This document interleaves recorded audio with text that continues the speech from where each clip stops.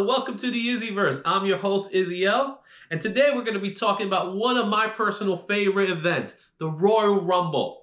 Today, we're going to be having a group of panelists that are going to discuss their favorite Royal Rumble moments.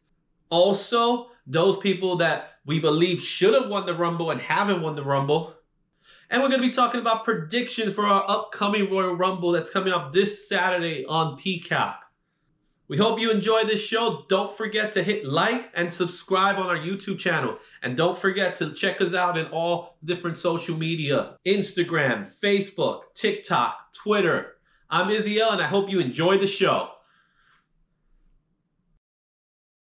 Hi, everybody. It's Robin Nooner from the BCP Bob Culture Podcast, The Goodest Brothers. We're a pop culture show. We have a lot of wrestlers on. Shameless promo. Check out our interviews with Deonna Purrazzo. We got Tommy Dreamer, Steve Macklin, Jim Ross, Velvet Sky, Ernie Hudson. We've even had a Ghostbuster, and it's all because of this handsome guy over here, Chris Nunes. Thanks for having us, Izzy. This is awesome. Thank you very much, man. Thank you, bro. All right, and on his vehicle, on his way over here, he's gonna join the podcast shortly in a different video. But I asked him to unmute himself. We got J Bars. Go ahead, J Bars. When you get a chance, you can unmute yourself. What's going on, everyone? What's up, brother? Don't got a handle, don't got a catchphrase. I'm just here just to enjoy the show. That beard game on point too, dog. That's good, man. Hey, thanks, bro. All right, so here we are. We're gonna be talking about the Royal Rumble, guys, and we're gonna talk a lot about what we know about the Royal Rumble. So we'll talk about like famous moments. We'll talk about funniest moments. We'll talk about who our favorite winners are, losers, people who haven't been in the Royal Rumble, and we're so shocked that they haven't, right? So I want you to think about that stuff. But first, let's get started. I'm going to ask you guys over there, Rob and Chris. I want you guys to start off and tell me a little bit about your favorite Rumble moment and why it's so important. And if you can tell me some information, that'd be great. And we could get started from there. So I have a few. I mean, I'm not gonna like go on a long-winded thing, but so we were both at the same event, not knowing it. This is before we even met each other. So this is like a sentimental pick. But my first ever WWE event was Royal Rumble 2008. Oh, wow. Garden. Guess what? I was there too. You know who I saw on the train too? Who I found out was a fan. I didn't know. Remember Rob Stone? Yeah, Rob Stone. Yeah. That's how can you not remember that name? I didn't know he was a fan until I was on the train on the way to MSG, and I'm walking through, and I'm like, "Oh, Rob, what's going on, man?" And that's when I was working at the Ocean store. So, but we used to work at Verizon, me and Izzy. But anyway, so yeah, it was my first ever WWE event. I was a big Jeff Hardy guy at the time, still am, and him wrestling Orton for the title. The card was really good. The opener was Ric Flair, and I believe it was MVP. That's Honestly, when Ric Flair was in the career-ending match. I don't remember that at all. I remember the whole card. It was I remember the Rumble. Oh, I yeah. remember the Rumble because it's definitely a lot of stuff we got to talk about that particular Rumble. So I do remember that Rumble. So we're going to definitely talk more about that Rumble in particular. Okay. All right. But sentimentally, that's one of my favorite Rumble moments because I was actually there. The 99 and the 2001 Royal Rumbles, the pay-per-view and the Rumbles themselves, or if you ever get the chance, we know you have the WWE Network, go back and watch them. The 92 Rumble, still to me, is the best Rumble of all time. It's hard to top it. There are close ones, but that one to me is the best one. Yep, with a tear in your eye, right? Woo! Tear in my eye! All right, Rob, you go next, man. I want to hear what your favorite Rumble was. So I'm kind of biased. Nunes, give me the year on this one. But so I came in the Ruthless Aggression era. So when my guy finally won, I came into the business because of Rey Mysterio. I wasn't. 2006. I knew that's it. This is why he's here. I came into the business because I was never really into it growing up. My best friends were always into it. And then I saw Ray flying around the ring. I'm like, ooh, this is different. This is cool. So Mysterio is kind of what brought me in. And seeing him, my guy finally, like the ultimate underdog, winning the Rumble and having that storyline building to WrestleMania. And I didn't see it live, and all my friends are mad at me because I had a relationship kerfuffle. I wasn't able to be there, but and I was super bummed that I missed it live. But I went back and watched it, and my guy won. And it's very, very biased pick, but Ray winning the Rumble for me. You want to see your guys climb that proverbial ladder, and that was a big step in his career. I'll go ahead and tell you my picks. Okay. I do have the honor of being in the 2008 Rumble as well. I feel like a lot of people went that I didn't realize went. It was a big Rumble. I was so hyped for that. It was a good Rumble. The Rumble in itself made the show. So yes. And again, like I told you guys, it's like that was one of those shows that I went to. I went with my wife. We went to the show. We enjoyed it. Obviously, the surprise pick, the surprise entry, number 30 that comes out, which no one saw coming. Nobody. Unintended. Now, what was a bigger surprise, though? Because I forgot to mention the ending of the 07 Rumble, which is the best ending between Shawn Michaels and The Undertaker, how they entered 1 and 2. I thought that was a really cool moment as well. Ooh, because when the Rumble started and Lillian Garcia says all the rules and everything, and then you hear the gong and you're like, oh, we gotta watch that. It's The Undertaker and HBK at 1 and 2. Like, whoa, what is this? Let's watch that. That was definitely a great Rumble. That was a good Rumble. It was one of those good beginning to end. I want to talk a little bit about 2008 because it is a sentimental favorite of ours. What was so great about that particular show is that it also had nostalgia in it. If you guys got recall, a lot of the surprise entrance, yeah. You got the one that really stood out for me was when I think it was Piper came out first. Yep. Piper comes out. Now, we already know he's well past his prime. Piper's one of my favorites. I don't care. He gets a lifetime pass. He was definitely not of age to wrestle at that time. And it was cool seeing him come out, and you were like, you're in the Garden with Piper, all the history Piper has with the Garden in general. Yeah. Right? WrestleMania 1 in particular. So seeing Piper come out, everybody stood there like you could see the wrestlers. The wrestlers were like, yo. And it was a little bit of, man, this is Piper, and man, this is Piper. It was like, it was a little bit. Do you remember who came out next after that? That's what we were going to talk about. Okay.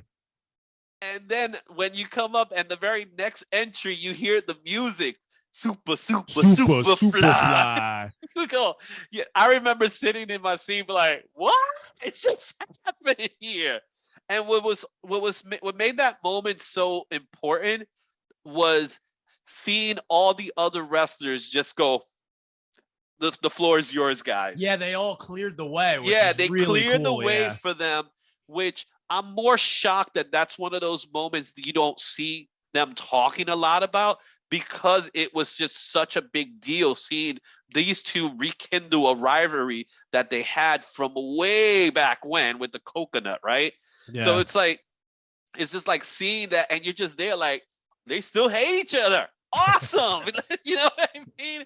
And they pretty much eliminated each other. I was shocked how they did it because, they were both pretty up there in their age, right? Yeah. They had to be, I want to say 60s at that time. I don't know off the top of my head, but I want to assume they were probably in their 60s. Well, Snuka definitely older. Was, because if you remember, I think Snuka might have been even 70s in that time. The year after that, it was Snuka, Piper, and Steamboat against Jericho at WrestleMania. And I remember they were saying that Snuka was like the oldest wrestler to compete at WrestleMania. What my all-time favorite Rumble moment is, and you said it's 92. I think 92 by far is one of the greatest Rumbles. Not just because of flair. It was everything, man. It was from beginning to end an overall fantastic match, right? And it was only better by the commentary of Heenan with Monsoon. Heenan was genius on that. I want to say about a year ago, I rewatched that entire Rumble match. Yeah. We usually watch Rumbles on the lead up to it. Yeah, so I ended up watching it. I was like, man, this is good. Yeah. And it holds up because the wrestlers that were in that match it's Hall of Fame bound. It's like half of all the wrestlers there are Hall of Famers or even should be Hall of Famers. So for me personally, that's the best ever because the stakes are the highest. right? The highest amounts of stakes, because this is for a vacated title, right? Yeah, the title This was is on the line. Not the many title is Rumbles have that. Oh yeah. the title was on the line. It was vacated, and just to show you how old I am, and when it comes to my wrestling background goes back to '83. So I Okay. could tell you right now, I've seen every single Royal Rumble, and I've seen every WrestleMania and everything that follows. And I was at the first SummerSlam, the very first one. Oh, You know, 88, right? 88. Going back to Cena, surprise entry, the pop that happened there, and you guys were there. That pop was such a big deal because that was a pop for a crowd that actually hates his guts. So I don't know how your section was, but Yeah. when he came out, we were like, oh, no way. And then when he got back in the ring, then it went straight back to Cena. It went right back. Yeah. It went right back to it. But we realized it. that moment was because especially in this internet age, I love surprises. I don't like to read spoilers. I like to go in not knowing what's going to happen. That was a legitimate surprise. Did you know? Because I had no clue that he was going to come back. They had us thinking that he was going to be gone for a year. So yeah, so the beforehand, the saying was that he was going to be gone for a substantial long time. He was out for 2 months. He got his it was roughly like 2 months. It was a very short time frame. Yeah, it was like 4. Yeah, I think it was like 4 months because that's he had the match with Kennedy. He tore his chest muscle, I think. Yeah, but he was inhuman at that time. You know what I mean? Yeah, that was the Super Cena era. Super Cena. Yeah. So seeing him show up was just a big deal. Like you were. I think in moments like that is when you respect the man, right? You hate the character, which I think Cena has gone through the ages now that people are like, yeah, he's definitely, he's in the top 10. He's not in my top 5, but he's in the top 10. Now, if you tell me just draws, he's a draw. He falls under the umbrella. There's only a few guys that if you're going to put him in the Mount Rushmore, who's the top merch guy, Cena's up there, right? That's the Mount Rushmore. When it comes to merch, right? He's not a wrestler, and he admits to that in that sense. He's not a pure wrestler. And I think in his case, that's fine because I go back to rock and wrestling. I'm a big fan of Attitude. I love New Generation. A lot of people don't talk about New Generation. That's when I got into it. I got into it late 92, early 93. So that's why Bret's my guy. Bret Hart's my all-time favorite. So around that time when like wrestling wasn't really, especially WWE, WWF, wasn't really at its peak, Bret was carrying it on his shoulders with Shawn Michaels and a couple other people as well. But like that's why he's my guy, because I appreciate him a lot more now. So being in the era like, Doink the Clown and Duke the Dumpster Drosy and like, the Godwins, like all these like out there characters. Yeah. Like he definitely carried his own. Well, I think in his particular case, he was the one guy that wasn't a gimmick, right? No, yeah. In that era, everybody was a gimmick.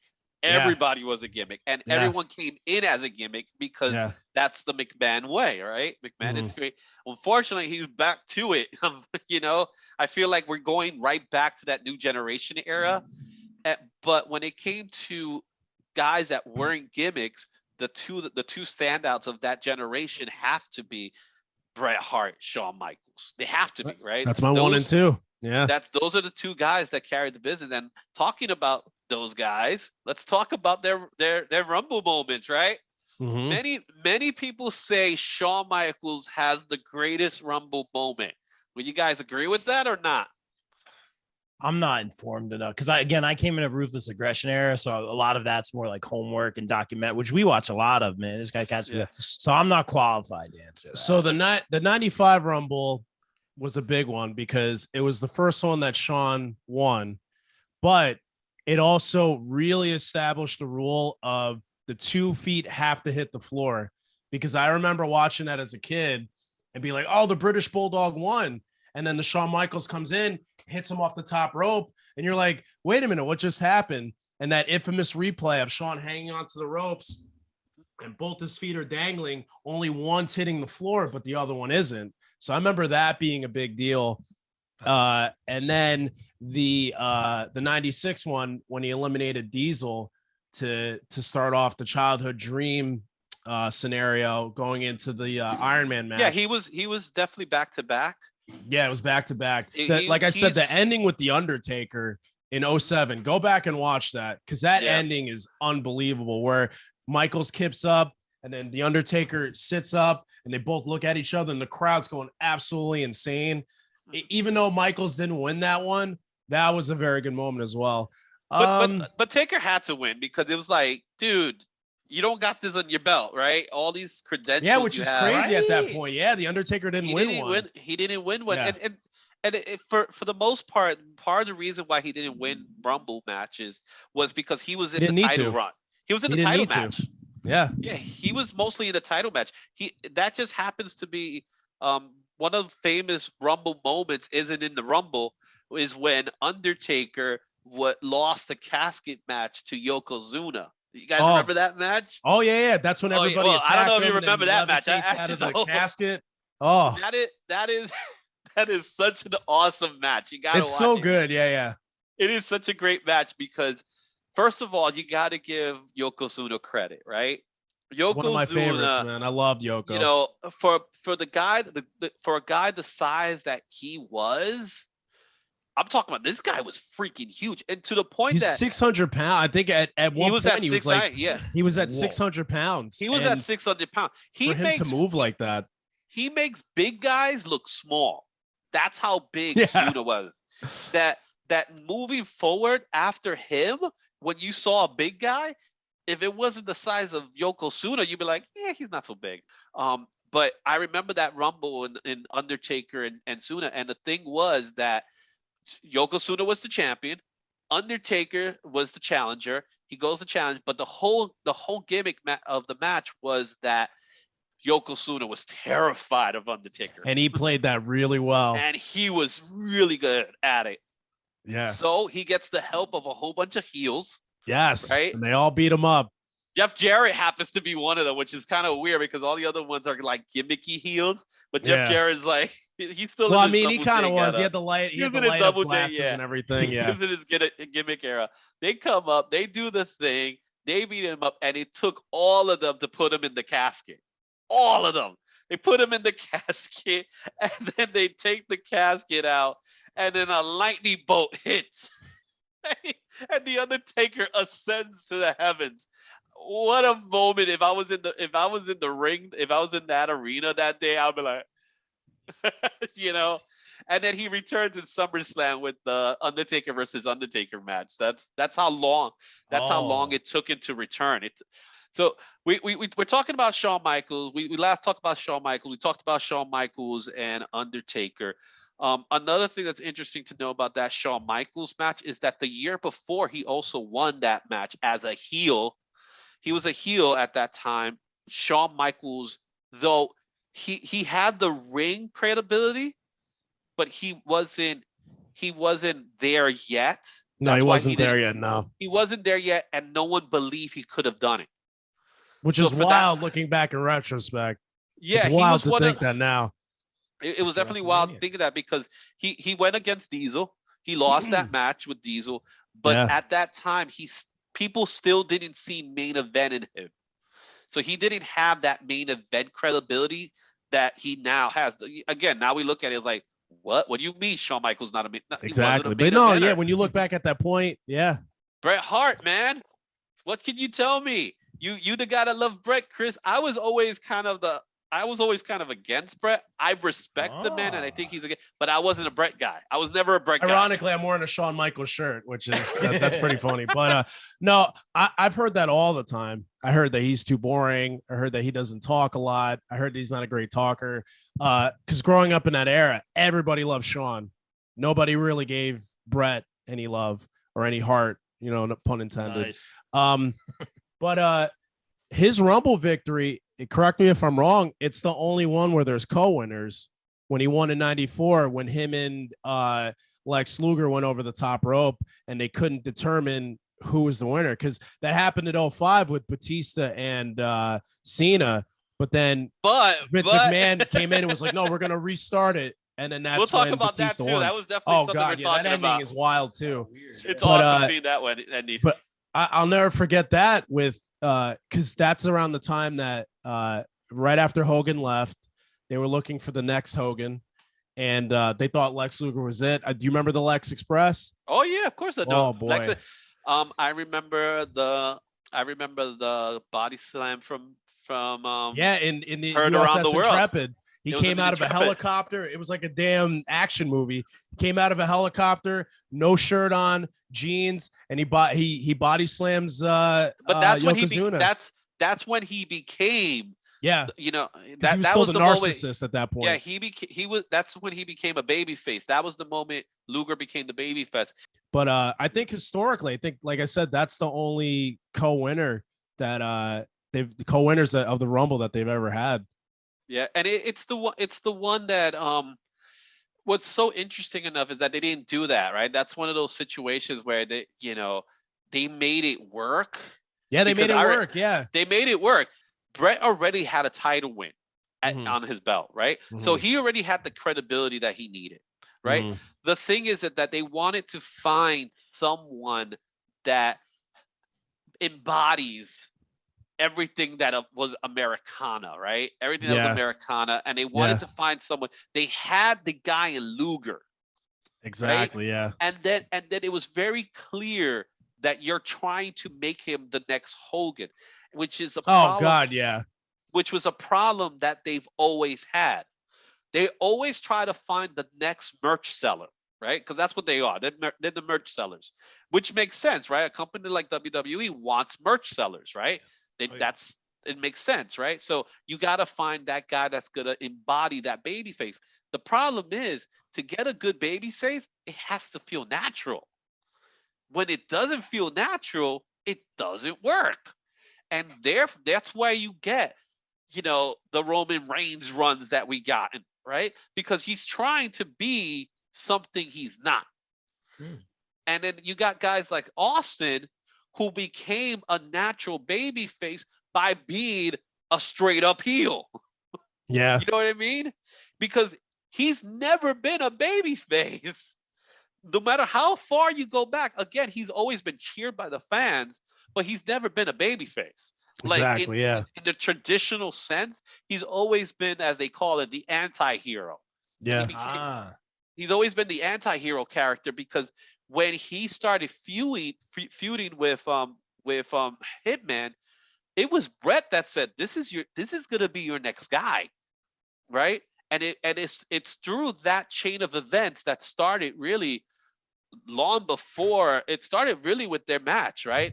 Not even their WrestleMania match that they had, right? That big WrestleMania match on 13, but it started just before that, right? We talk about the King of Ring, you talk about all that stuff, but he was building that momentum for just being himself. And by doing that, he ends up winning the Rumble and people go nuts, right? Yeah. For Austin, right? Because again, that's my guy. That's who I want to be, right? Where all these other guys, Luger, that's not me. I don't look like Luger. I don't have that physique. I don't have that. He was the narcissist. You know what I mean? So it's like, come on. It's not this. It's not. The 90s in particular was transitional because everything changed. Everything was flipped, right? 90s, everything flipped. TV, music, movies, all of that. Right? Flipped. And that included wrestling. And wrestling was at its height in the 90s because all these guys that were considered bad guys became now the good guys, but they never really changed who they were. Right? And I would like to talk a little bit about guys that haven't won Rumbles, but to me should have won a Rumble. My man, Mick Foley. Oh, okay. To me. No, he never won a Rumble. He's never won a Rumble, but he has the most appearances in one. Yeah. He has 3 appearances. Yeah. Yes. 98 Rumble, which is fantastic. The 3 faces of Foley, right? Can you tell me who was the first one to come out? Wasn't it Dude Love? Nope. Wasn't Dude. I mean, I got 1 out of 3. What about Rob? So. You got 1 out of 3. Rob, you want to give it a shot? Cactus you got 50-50. Cactus Jack was the first one. It was Cactus Took Jack. a shot. It was Cactus Jack, and he was in. I want to say he was either 1 or 2. He was one of the first entries, right? Yeah, that's he comes brilliant. in, then he gets kicked out. So who comes after him? Who was the next guy? It's Now you got Mankind. it was Mankind. The Yeah. last member, and at that point, when you saw Mankind, you knew Dude Love was coming. Yeah. You knew it, right?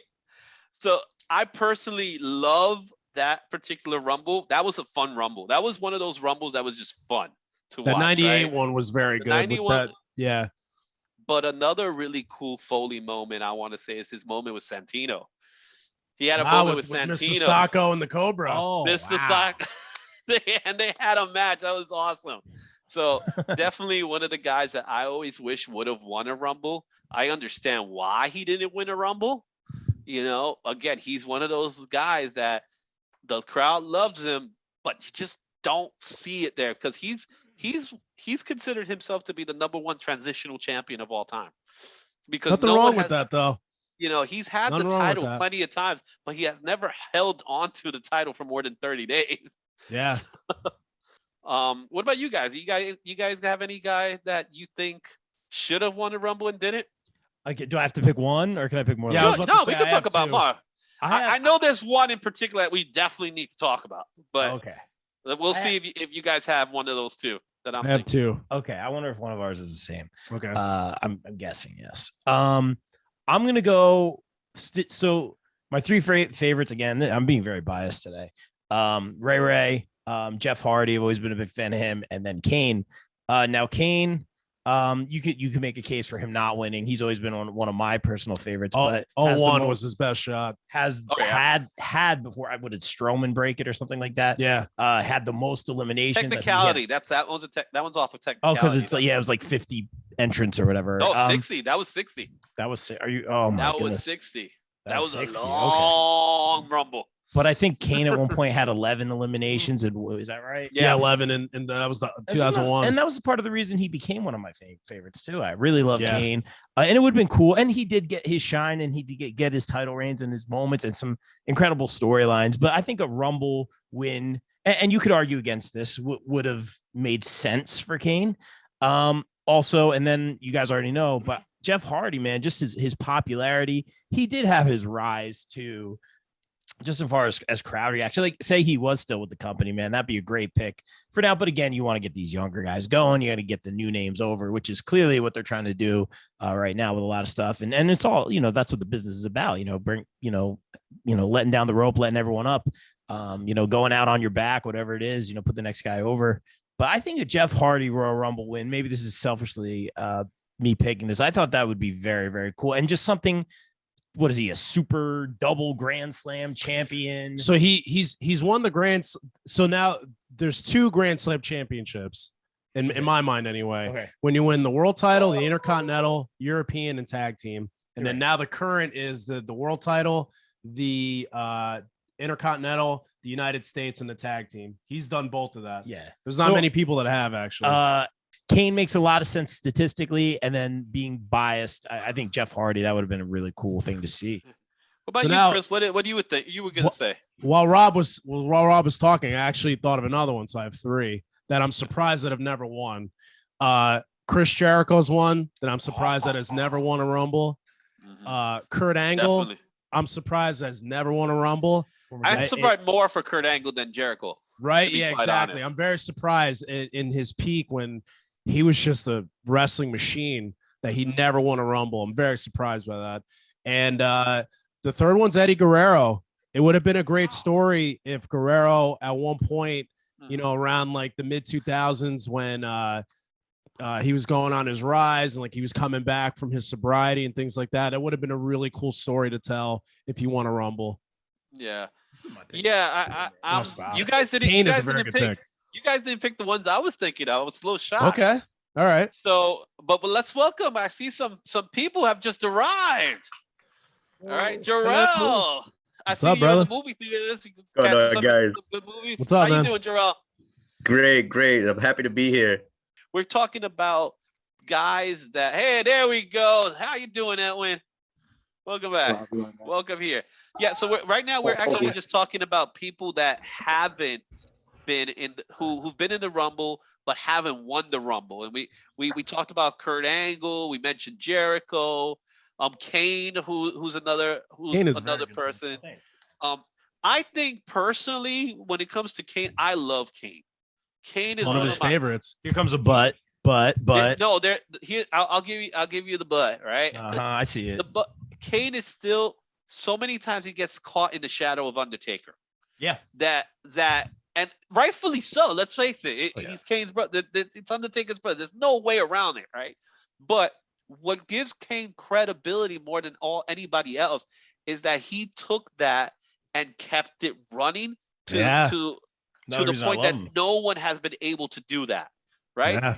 Unless you're actually family, you know. Yeah. Because you can't, it's not like saying Cody Rhodes is no longer Dustin Rhodes' kid, right? Yeah. So there's a thing to that. For me personally, the guy that should have won and never won, and always was supposed to have won but never won. Come on, you got to say Daniel Bryan. Oh, Daniel Bryan. I thought you were gonna say Big Show. Big Show, no. Big Show's always been the last guy. Yeah, he technically won the 2000 Rumble. Just saying. So Daniel Bryan, as we know, is the only guy that didn't win the Rumble that should have won the Rumble. Every year he was part of it. Everyone mentioned this is the year for Bryan. This is the year for Bryan, right? To that point that he didn't win it and he left the company, right? So 2014, right? The rise of the yes, definitely. The rise of the Yes movement. He should have been the surprise entry, even though he was in the match prior, right? Because the whole story was the underdog story, wasn't it? But at that time, remember, he was still with the Wyatt family. Exactly, but at the same time, there was there's no denying what happened here. This was a situation that we, the fans, took over, which doesn't happen. Even when you think it's happening, this was the first occasion where they had to give in, right? There was no way out of it. They had to give in. But if you think about that particular Rumble, that Rumble at the end of the day was like, because and how if you remember, they booed Rey Mysterio. That's exactly what I was gonna say. I remember. They thought Rey Mysterio. They thought Daniel Bryan was gonna come out, and it was Rey Mysterio, and they booed him. Rey Mysterio. Come on, man. How could you boo Rey Mysterio? But guess what? They weren't booing Rey Mysterio. Yeah. We all know that it wasn't Rey Mysterio that was being booed at. It was the fact that our guy that we put our we strapped it on him. We want him to be the winner. Yeah. Right? They weren't saying boo, they were saying booyaka. Nice. 619. I want to get to my new guys here. Rob, Edwin, and Jarrell. What do you guys say? Earlier we were talking about favorite moments and things like that, and then we kind of went to different wrestlers. So it's been fun talking. But I want to go to Edwin. Edwin, you're new to me. I know Jarrell. I know Jose. But Edwin, introduce yourself first of all, and then you tell me. Let's keep the subject matter where it's at. Let's talk about guys who didn't win the Rumble and probably should have. Well, my name is Edwin Neves. I was invited by Izzy and Jose. What's going on, brother? What's up, man? I want to thank you all for joining me, adding me up to the chat. Thank you so much. I appreciate it. I want to piggyback with Izzy. I do agree. Daniel Bryan was one of those that should have won a Rumble at least once, which got me thinking for this year. If I know he's an AEW guy, but you know what? There's this phrase, and of course you all are wrestling fans, that's called the forbidden door. Oh, yeah. Right? And I know when it comes to that phrase, the forbidden door, it's very uncommon and rare when it comes to WWE because, of course, WWE is very not commonly used where they're going to have other They don't play well. They don't play well with others, as they say. They did open it up a little bit this year, though, with Mickey James. I definitely want to talk about the Mickey James thing. So that's where I was going. They kind of did open up and kick that door wide open when they introduced Mickey James, who right now, yes, she is a legend with the WWE, an ex-superstar, but she is under contract with Impact, as we know. And she's the Knockouts champion too. Knockout champion, right? So not only is she bringing in a belt from a different company over to the Royal Rumble, but what's not to say for the males Royal Rumble that they are opening that door. And I can only think of two people who did leave the WWE in great terms. One being Daniel Bryan, who's always mentioned, I left in great terms with them. I still have relationships and great relationships with the owners, with backstage. And the second one, who I've had talks with Jose, is Jericho. Yeah, that was one of my picks to say that I'm surprised he's never won a Rumble. Who also, if we know, had just came off with the on the Stone Cold podcast. Yeah, that was very, very good, by the way. That was a fluke. But I'm kind of hoping, I'm kind of looking forward to this year's Royal Rumble. I know they're keeping a lot of them in the hush hush, especially with this whole Forbidden Door situation, and then bringing Mickey James makes me think for the males Royal Rumble, who is any surprise? Because so far we haven't been surprised of any, introduction. They keep the guys quiet. They definitely keep the guys quiet. Yeah, they very are. So I'm kind of waiting to see who's the bigger surprise.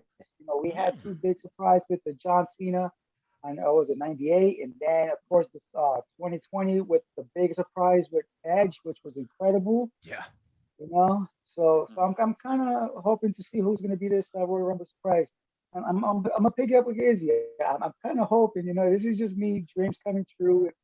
Hey, why not get Daniel Bryanson and Danielson coming in and hopefully getting his Royal Rumble moment? I think there's a possibility there. I think out of all the guys, all the AEW guys, he's probably him and me and one more person. I'll reveal who I think it is in a minute.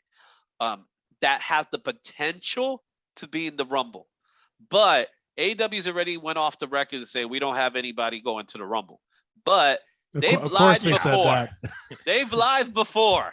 Yes, we are, but we don't want to surprise you. Yeah, what are they going to say? And I think they're doing. No, they're doing. If it is the case, it's a technicality, and that's why I said I'll talk about it in a second. But I want to hear from Jose and Jarrell, so I'm going to start with Jose because I know he's been patiently listening in with that Garbage Pail Kid shirt. I like it, man. Yeah, talking about throwbacks. Here's to that. I dig it. Look at that. Oh, Garbage Pail, Seth Rollins. It's Seth Rollins. Awesome, okay, that is. I like it. Hey Jose, you tell me. Okay, you got the drink, so go for it when you unmute yourself. Sorry, I was just drinking the Figure 4 right here. Woo! Got you. Nice. Rumbles, who wrestlers that I would say Kurt Angle. Yeah, that was one of our picks. Yeah, so we said so far Kurt Angle, Jericho, Kane, Jeff Hardy. What was my other one? Also, I had another one that I didn't say. I didn't mention the other guy. Also, Dean Ambrose. Oh, okay. All right. Lean Ambrose. Well, we know that's not going to happen, but that's not gonna happen. Dean Ambrose, man, he looks great. Yeah, he looked great. He looked great on Wednesday. Yeah, good for him. That was awesome. He was when he came out. You immediately noticed, like, damn, he lost a lot. You know what? He actually looks like Dean Ambrose. Now he looks like Dean Ambrose again. Now he looks like Dean Ambrose, Moxley, but one of the memorable Royal Rumble moments, I would have to say, for me personally, well, probably 1997. I'm taking it way back. 1997 in San Antonio, when Stone Cold Steve Austin stole the Royal Rumble from Bret Hart. Bret, yeah. While I believe it was Terry Funk and Mick Foley, or Mankind, right? Or Mick Foley. One of the the referees were being distracted.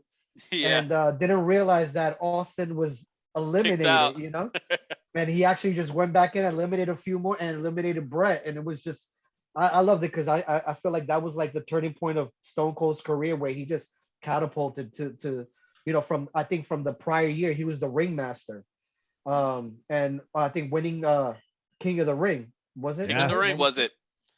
King of the Ring is when Stone Cold was born. Yeah, it was 96. Yeah, Austin 316. And from there on, I would say that was I'm more into the controversial moments, I would say that one for me personally. I would say that one. I want to get to Jarrell. Let's get to Jarrell. Jarrell's been silent. Yeah, introduce yourself and tell us a little bit about what your favorite moments are and surprise entries that you love and things like that. Go ahead, Jarrell. It's on you. Sure. Hello, gentlemen.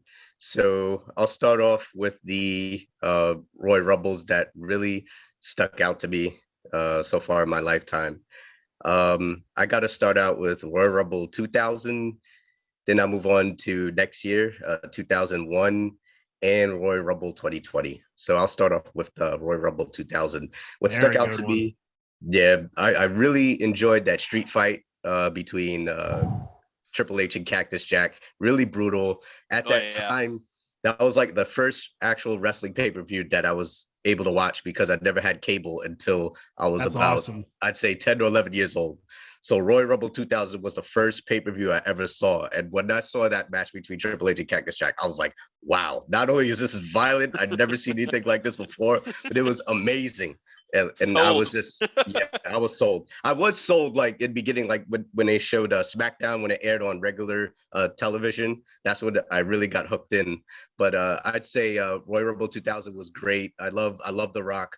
So, and I love the grittiness of Madison Square Garden, the way it looked, how small it was, how the entranceway was great. Yeah. And I liked it. I thought the ending was pretty cool when you didn't really know who won at the end. It was between Big Show or Rock, and then they had to take it all to No Way Out, and leading up to WrestleMania, that Fatal 4-Way. I just thought that was a brilliant like build up to that WrestleMania. Not too many people like that WrestleMania. And that's it's a fun one. It's a very fun one. Surprise entries. I'm definitely getting a lot of AEW type of thing or Impact type of thing. You know, I just, for the first time in a long time, these are one of those Royal Rumbles where I not only don't know who will be a surprise entry, but who's going to win the Royal Rumble. I have two picks, but yeah, I always felt I had an idea that maybe a surprise entry would be Cody Rhodes, since he's considered a free agent at the moment, so he might show up. And also, that's the guy I was gonna say. Cody Rhodes is the one guy I don't think so. Would show up. Why would you think that? I mean, here's why: because they're playing the free agent card with him. The free card thing, that is a work. I don't care how you look at it, right? It's a work, all right? And for those of you who don't understand what work means, is that they're playing us, right? But you think Cody Rhodes? You think Cody Rhodes would join just to lose? He's not going to join WWE. Don't get me wrong, but I could see him being the surprise entry simply because they're playing off this free agency gimmick, right? This free agency gimmick is their way of saying, I don't have a contract, and it also gives Tony Khan the right to say none of our AEW guys are going to be in the Rumble. Right? I have one question for you guys. Are we getting Cody Rhodes? Are we getting Cody Rhodes, or are we getting Stardust? No. Please give me Cody. Please give me Cody. I love Stardust. I'm a Stardust guy. I like Stardust. I love Stardust. Leave him in the past. I try to look at it this way because, like, as fans, we think we know everything because we read the dirt sheets. Yeah, on exactly. The internet. Yeah. As podcasters and journalists, we think we know more or behind the curtain. And then within the companies internally, there's a whole bunch of drama and cliques and business and all that kind of stuff that we don't know about. We think we know that we don't know about. And I trying to look at it from just a business perspective, right? You mentioned the word business, Izzy. I think that's how you approach this. And this is a big if. We did see that Forbidden Door open with Mickie James. We know the whole, I don't like to recap, but the whole trash bag situation, that is a huge, huge move. I wouldn't come if that happened to me. Oh boy. You know what I mean? Yeah, and I do want to focus on the women too, because the women's rumble. The women's rumble is great, but we've been saying the women's rumbles ever since its inception, 2018. All of them have killed it. Yeah, absolutely. But just talking from a business sense, as far as Cody, it could be some sort of bartering. You know, it's hey, you know, like the free agent thing, whether it's true or not, we can control the narrative in that Cody Rhodes is not with AEW, and Cody Rhodes, the free agent or Stardust or whatever it is it returned to the Rumble, cheap pop. Now, what does Cody Rhodes or Tony Khan or whoever get in turn? Maybe it's rights to a pay-per-view. Maybe it's rights to a name, rights to a match, something like that. how does this work in favor for WWE also, you know, because let's be real, they're kind of you know, what's in it for them, and it's a two-way street as it should be. It is definitely a two-way so street. I'm very interested to see how, and it's fun to do all this fantasy booking. As fans, it's fun to do the fantasy booking. I try not to do as much as that, but I try to look at it from a business sense. That being said, if I'm trying to sell a pay-per-view and hype people up, and I'm not going to bring anyone from AEW, I sure as hell am going to pretend and hype up the fact that I'm going to bring in people from AEW. He needs to come back as Dashing Cody Rhodes. If he does that, with the mustache. The other guy that didn't win a Rumble that I always thought should have won a Rumble has always been Cmpunk. I think Cmpunk's one of those guys where he could have elevated himself to a higher plateau before Pipe Bomb, because that would have been before Pipe Bomb. But I don't think he was definitely one of those not made for WWE guys, and we all knew it. You know what I mean? And he knew it at the end of the day and things like that. So that he's definitely one of those guys that falls under that list. But he was successful in spite of them. Yeah. You know, as far as Forbidden Door, since we're on the topic of fantasy booking in some way, and I want to get to the women too. I do think Cody could be that guy. If it's not him, it's gonna be Bryan Danielson, Daniel Bryan, whatever way you want to flip his name, right? I think American Dragonson. I think he will be the other guy, because what I'm seeing is he's not out there. He's not visible right now. He's pretty quiet since his loss. Since his loss with Hangman Page, I don't know. You don't see him. That was such a good match. That was. I was in the. Yeah, we were there live for it. We were there. You were there for the one. So good. In Queens. That rivalry. That Queens match, man. That was awesome. I wasn't there for that. I was there for Queens. Let's talk about guys who haven't been in the Rumble that should have been in the Rumble, whether past or present. Again, my guy is this guy right here. This is my guy. I would have loved to have seen Sting in a Rumble. That's a tough one. See him coming in his entrance, his typical Sting entrance. I would have loved to see that. Just have his bat just pointing at all the wrestlers and then beating people. I don't know why WWE dropped the ball on him the way they did. It's just a shame. You could say that about a lot of people, but it really sucks. I think he's like the number one guy you dropped the ball on, because you had your main event ready to go for WrestleMania and you decide to give it to Triple H, and then you decide to make him lose. Yeah. That was one of the worst decisions I've ever seen. And then Night of Champions was that, I was so hyped for that match between him and Seth, because I was like, okay, Sting's going to take it tonight. And as soon as he, got that power bomb onto the turnbuckle and messed himself up, I was like, no. I'm really happy that he didn't go to WWE until then, to be quite honest, because that's what they were going to do to him. He kind of knew in advance what they were going to do to him, so he decided, I'm not going to do it. And then when it came to the tail end of his career, he was like, yeah, why not? He was convinced otherwise. And that was for the video game. It wasn't it for WWE 2Ks where he came in for originally, because they put he just came in for that, and then he debuted at Survivor Series 2014. Yeah, and then they did the Survivor Series thing. Yeah, with the what was the group's name? I don't remember. The Authority. Yeah. Oh wow, the Authority. Wow, remember those guys? Man, that's a tough one. So somebody that's never been in the Rumble. That you would love to have seen in the Rumble, or can't. There is still a possibility that there can be. I do have someone else in mind. Oh, still a possibility. Like from other companies or just from the past, or all around, man. One. I got one. I'm open. Go ahead, Jarrell. Go for it, brother. We'll go Jarrell, then we'll go Jose. This would have been impossible anyway, but I would say New Jack. Oh, New Jack would be awesome. I know that he wouldn't win, but I know he would just come in the ring, start hitting everybody with stuff. I want to see New Jack with the ECW guys. I would have loved to see New Jack with the ECW guys. I'm looking around the room. But New Jack, talking about a guy who's unpredictable. Cole's in it. Yeah. So what do you guys think? Jose, you were thinking about somebody. There's two guys I wouldn't mind seeing. One, I mean, just because I just want him to just throw people over. And that one of them is Brian Cage. Oh, okay. Wow. Who hasn't been used, so that'd be awesome. And if they sign him or something, that'd be secretly released, because they haven't used him at all. That would be pretty dope in the Rumble. I think it would be a big wow. If he would be a surprise, one of the 15s that are the surprise. The other one I would love is a personal favorite of mine. He's great, especially that he's so young, and he has excelled so much in AEW.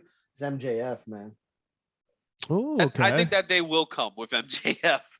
He's been I have a teasing. feeling He's been that could be teasing that, awesome. and he could definitely be a Great WWE gimmick. guy. So I I don't think think he so, could. only because they would handcuff him. The way That- his yeah, pro, that's the- I his, That's agree. true. his, I That's can the see only that thing. too. promo yeah. style, he needs to be in AEW or somewhere where Yeah. he can He let needs to be. loose. He needs to be Oh free. no, the WWE would handcuff him, and he would be nowhere near the performer Yeah, no, that he is now. it's true. I'm just saying I would love to see it, but I know Oh no, yeah. As a I would- surprise, I oh yeah, know that'd be that great. him- That's actually a very good pick.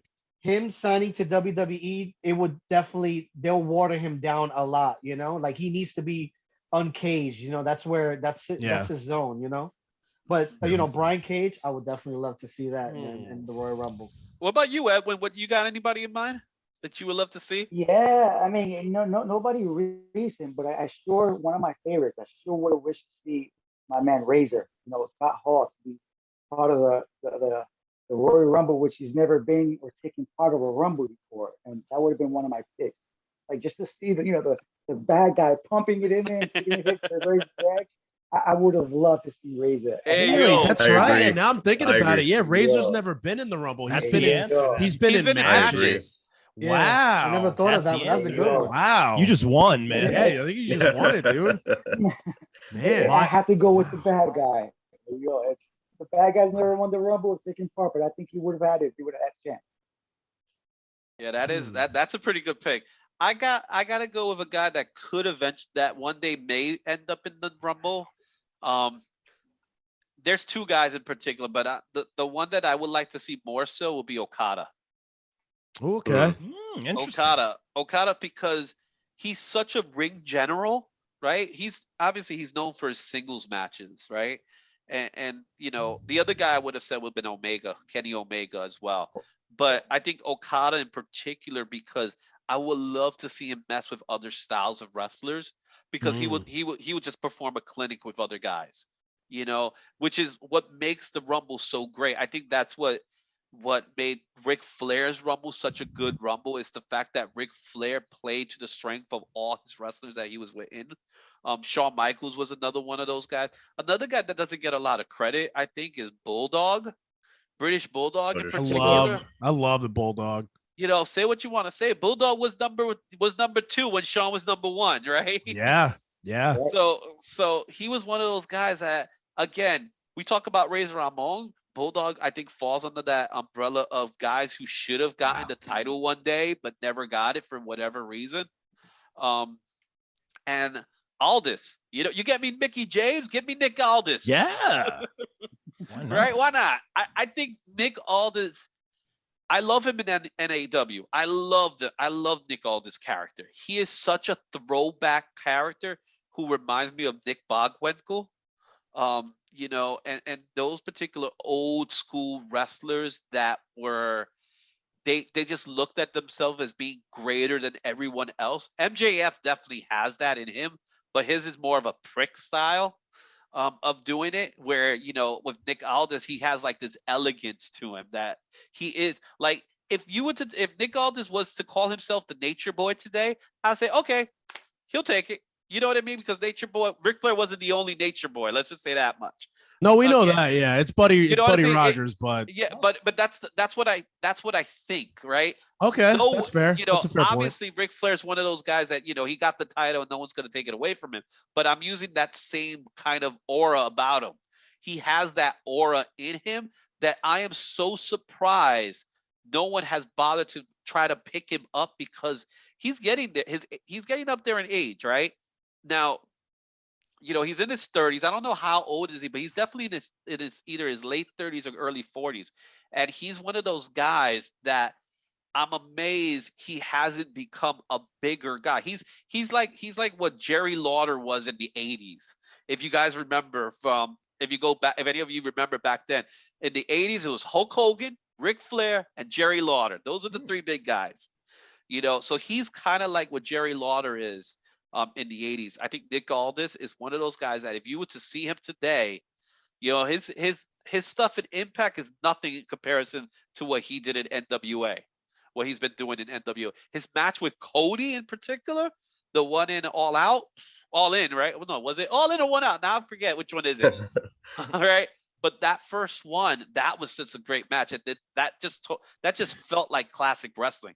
You know what I mean? That felt like an ESPN classic or something like that. So those are some of the guys I would love to see. Okada, Aldis, Omega, of course, obviously. Now, not a surprise entrant, but somebody who I'd want to see win a Rumble before they retire. Hopefully it's not anytime soon. And he's been one of the best for the last 2 decades. I'd love to see AJ Styles win. I knew you were gonna say AJ. Love to see AJ Styles. AJ was on my mind too. He's been consistently one of the best wrestlers in the world since 2002 when he started day one in TNA. I love the fact that he's getting a shine in WWE. He's killing it. One of the few people that WWE has gotten, and they haven't changed not one bit. And they actually made him better. He hasn't let him.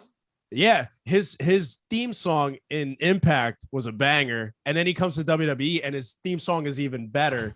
That rarely happens. But I would love to see Styles win a Rumble before he retires. I know he just signed a new contract, so unfortunately, his TNA compadres are not the same. No, it's not. But So it was definitely big fish, small pond.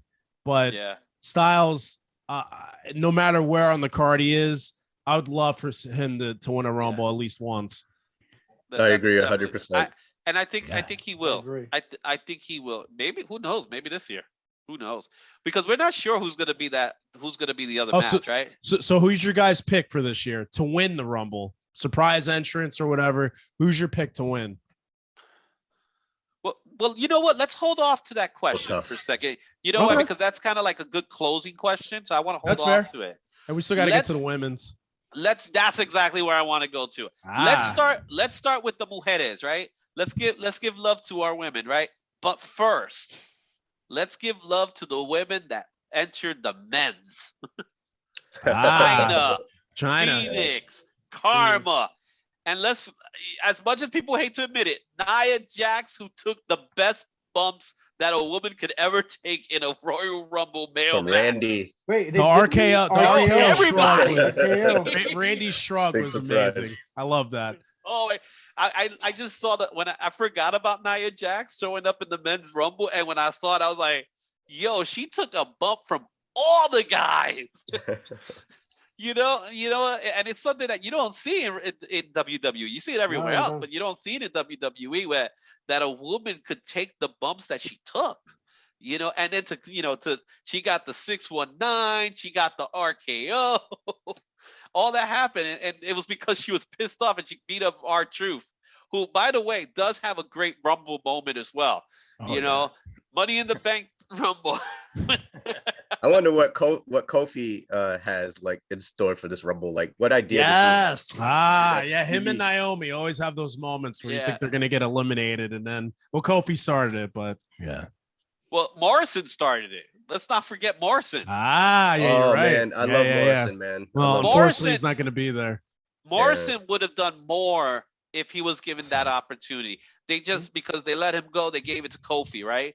But Morrison, with his parkour style, he would have definitely given us some really cool moments. I think in Kofi's case, I think honestly, my personal opinion is I'm kind of getting tired of them, because it's like, seriously, with the handstand and all that stuff, or of those moments like that, I was like, yo, he's out. Come on, you know what I mean? But why not?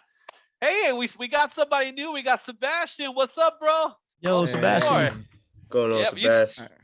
All right, we got the crowd is here. Entry into the Royal Rumble. Does that mean this is exactly first? This is just like the Rumble, right?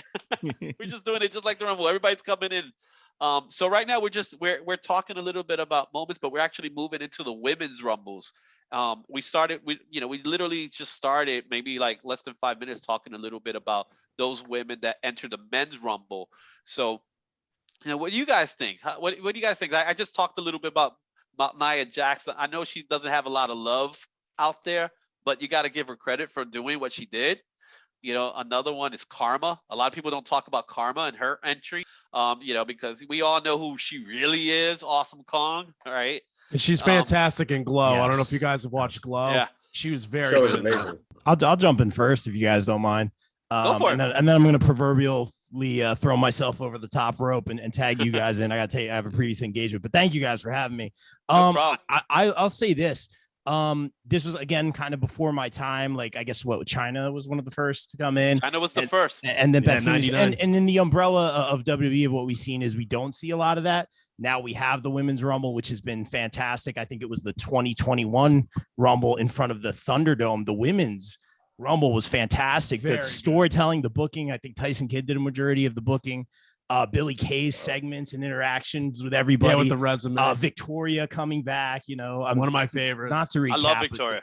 That was I always amazing. liked In the realm of WWE, you don't really see a lot of the men versus women, so it typically does get a big pop from the crowd or whatever. So now that we have the Women's Rumble, and this goes without saying, you have two separate Rumbles, so you're not going to see that as much. And here on the independent scene, we were just at a show called Intergender Warfare. A lot of our friends were on it, and a lot of the males and females, they train together. So that's just another day at the office, really, for them, you know, doing the dance together. And, you know, in the realm of WWE, you don't see that as much. So it's cool to see the crowd pop, but I'm always interested to see, because I'm not an in-ring competitor, you know, I can look at it from all different perspectives. But anytime we ask anybody, we do an interview, they just say, hey, you know, we train with the guys, we train with the girls, you know, it's just another day at the office. So I take their opinion. Like it's beyond me. But to see those moments, just to see the women getting the momentum right now. A lot of my matches of the year picks, Thunder Roses versus Britt. Come on, that lights out match. That was my match of the year. And going back to that, I'll say this. I was going to pick Deanna on your question earlier, but people were like, oh, Deanna, you know, Mickey's going to be in the Rumble. How about you? And she retweets it. She goes, nah, I'm good. Like, yeah, I don't think she's going to be in the Rumble. But but that would have been cool. I don't think so. But she's also a release. A lot of people forget she's a release. Oh, we had a great interview. Shameless promo. Great interview with Deanna. Check it out. YouTube.com, Bob Culture Podcast. Shameless promo. Such a sweetheart. I'm going to say, just going back to that fantasy booking real quick, give me Thunder Rosa in the Women's Rumble. Thunder, you know, get the heavy metal music coming in. I would pop big for that. But honestly, just to see these women get the shine that they've so long deserved. No more of these 3-minute whatever matches. Like, it's really cool. I'm all about it, man. And thank you guys for having me. I'm going to take off, but I'll tag you. Thanks, Rob. Bob Culture Podcast, shameless promo. Thank you guys for having us. All right. Thank you, Rob. Enjoy the Rumble. Peace. Take it easy, Chris.